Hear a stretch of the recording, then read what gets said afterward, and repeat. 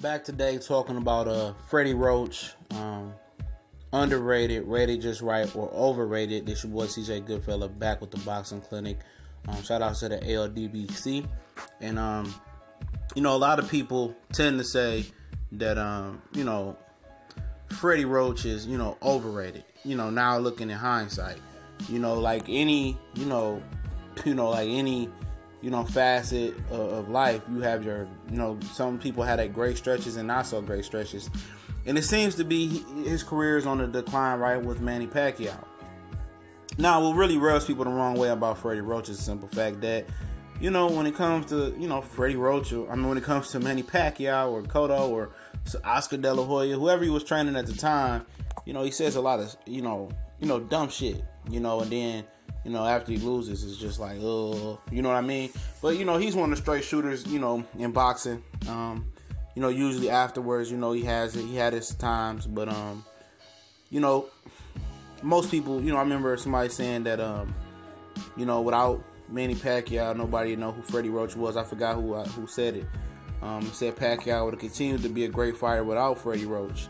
I don't know about that, to be honest. I think they're a match made in heaven. I think he understands Manny Pacquiao. If you remember the first Eric Morales fight, Eric Morales, beat Pacquiao, and Freddie Roach came back and he addressed the need of, upgrading Pacquiao's right hand. And once that happened, Pacquiao, never looked back. He definitely gave Pacquiao a lot. And not just Pacquiao. Most people are just fixated with Manny Pacquiao. He rebuilt Amir Khan, in my opinion. After getting knocked out by British Prescott. And then, Khan left him after getting knocked out. But it's on you. You can't change, the chin. Manny Pacquiao, he had been stopped twice, I think, to the body. But you got to remember, Manny Pacquiao hadn't had any real upper echelon type of training. He didn't have the meal plans. He didn't have the upscale training methods that, Freddie Roach had in his gym. I think a lot of his equipment started from Mickey Rourke, the actor, who, wanted, Freddie Roach to train him. And that was his first high class, high profile type of fighter. And he retired and he gave his equipment to Freddie Roach, which I think is still there at the Wild Card Gym in LA today. And that's how Freddie Roach got his start. As far as with his own star pupil, Eddie Futch, pulled him in as his assistant trainer. I think he used to train Freddie Roach, and he was a hit success, giving him the fighter Virgil Hill. They won, former world champion. And, a lot of people just look at the Pacquiao. I think he rebuilt Amir Khan.